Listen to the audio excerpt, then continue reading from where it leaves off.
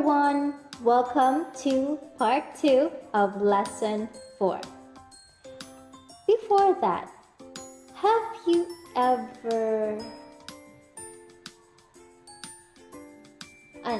never mind. Okay, so this over here, as you can see, as I have said, have you ever, and then pause for a little bit, ... These 3 dots are called ellipses.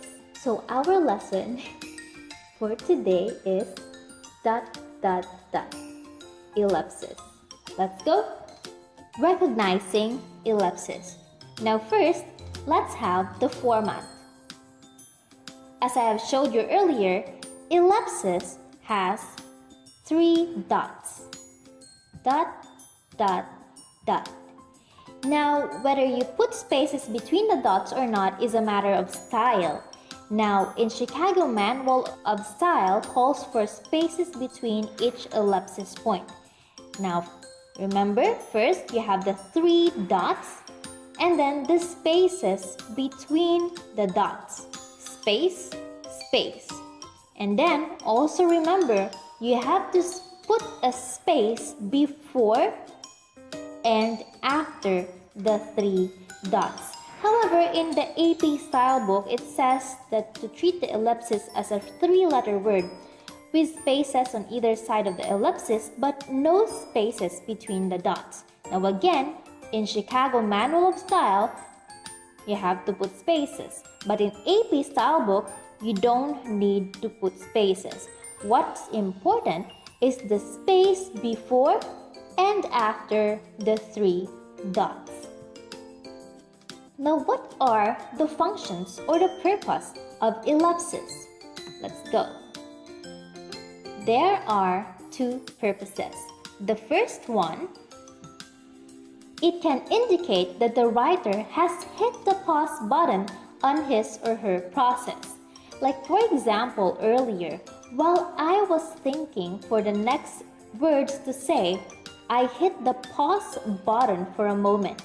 Not literally pause button, but I paused for a moment and then said, never mind.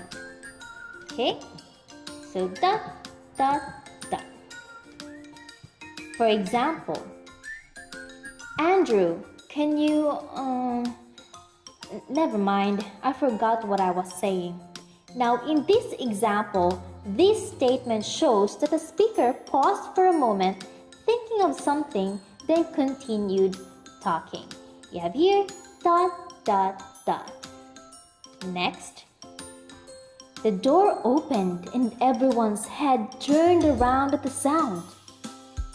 But no one was there. In this example, it gives the effect of suspense or an air of drama and mystery around the statement. Now, if you're reading a story, for example, an investigative novel, and then you happen to read a line like this, of course, it creates the suspense of, when the door opened and everybody turned around and there's a ... You don't know what really happened and then no one was there. So it creates that suspense or air of drama and mystery. Next one.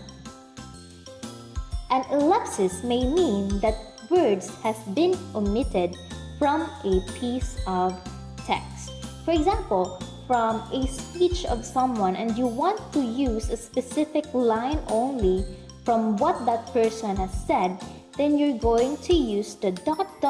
or the ellipsis to let your readers know that some of the words that was spoken, or if it's from a book that's written, then there's something omitted from there.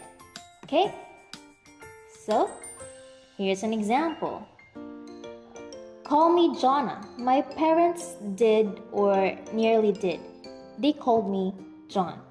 Now, in this statement, what if we're going to omit my parents did or nearly did? Then we're going to write it like this. Call me Jonna. They called me John. Now, in this statement, we omitted the not so important part and just stated that you can call that person Jonna, or people call him John. Okay. Now you might be wondering, why are there 4 dots here when we clearly stated earlier that there should be ... 3 dots only. Now here, take a look at the original statement.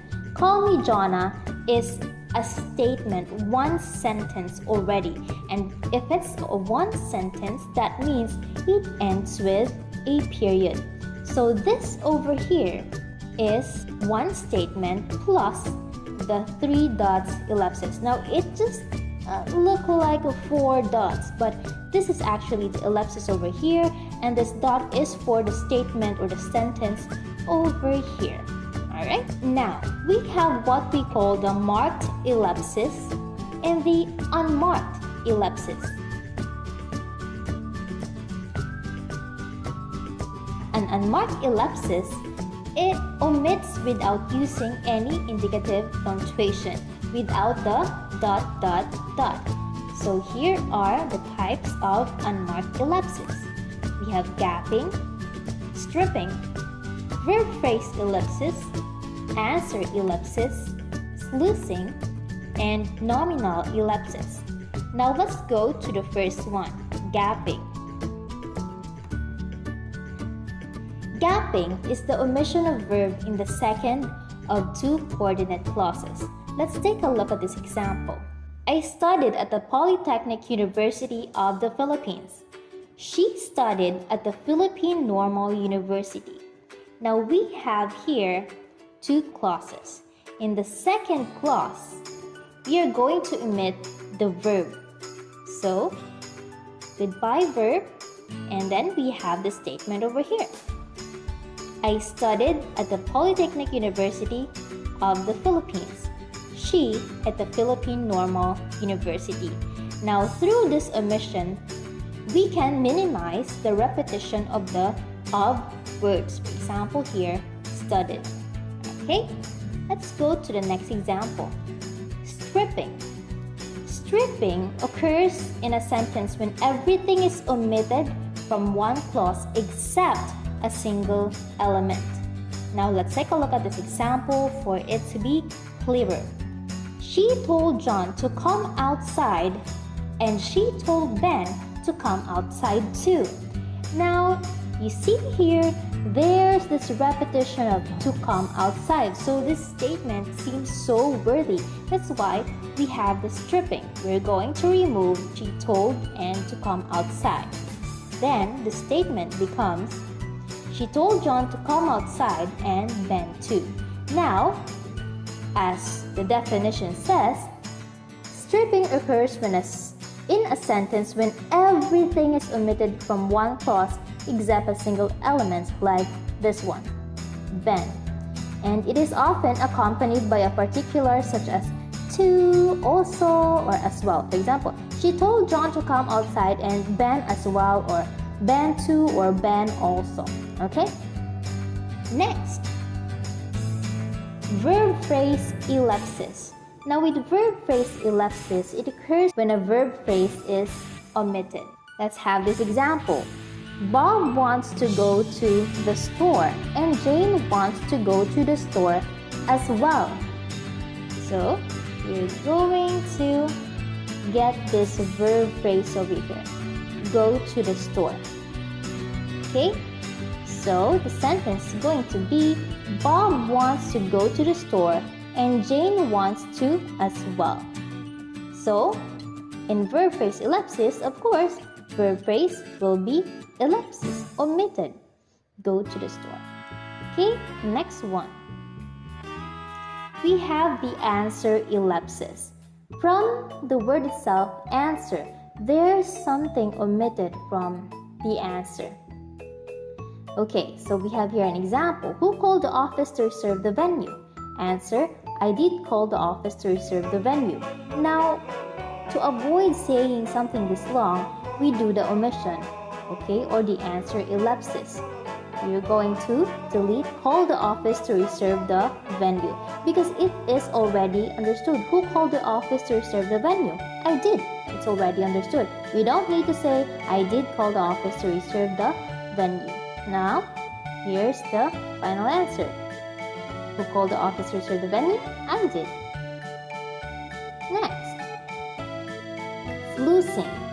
Sluicing is a type of ellipsis in which a WH or phrase, a WH word or phrase is understood as a complete statement. Now take a look at this sentence.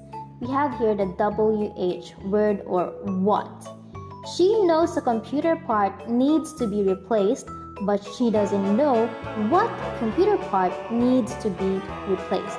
Now, as said earlier, sluicing is a type of ellipsis in which a WH word is already understood as a complete statement.